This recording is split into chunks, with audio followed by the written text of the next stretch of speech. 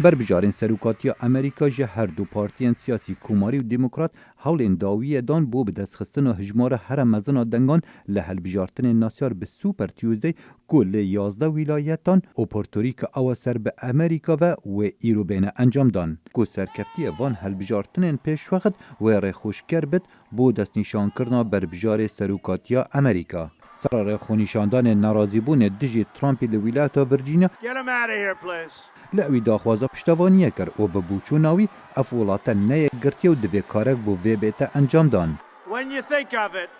لدمت هزراوی دی که ام همی به هفرانه باور کن افولات یه گرتی نیه. ام دوی ولاتی یک بخین.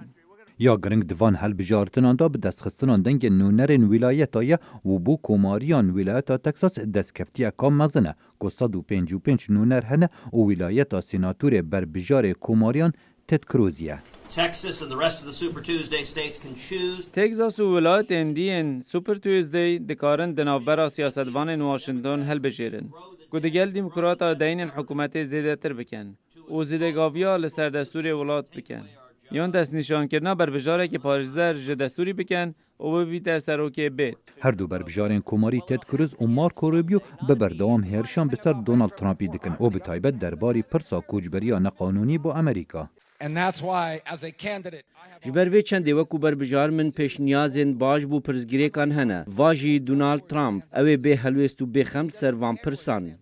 بربجارا دموکرات و وزیرا درب یابر هیلاری کلینتون خباتک قائم لویلاتا تکساس دکت سرارای پشتوانی خورتان بو سیناتور ولایتا ورمونت برنی ساندرز. اری تو هزر دکی هم بود چند دمکی دریش لحیویا وک هویا کاری و بهای وید مینین دویت ام بربندان بشکینین و مرماوه روی بروبون دگل سیستم که هندک چینن جواته پشت گود هاویجین. وڵاتیان گەنج نەبتنێ لە ویلایەتە تەکساس بەلکو لە سەرانسەری ئەمریکا پشتەوانیا بووچوونن سێناتورێ ویلایەتە ڤێرمۆنت دکن ji ber ku xwedan bûçûneka سوسیال دموکرات e. لسه سالن دربازبویی دوباره دابشکرنا سامانان هبو لی دابشکرنکا به آلیکی ندرست و bi destxistina hejmara here mezina nûnerên partiyan hêviya her berbijارeke û taqîkirneka vebire ku li kongrên meha heftên Komarî û Demokrata wê bêne destnîşankirin. Xalid Fetah, Dengê Amerîka.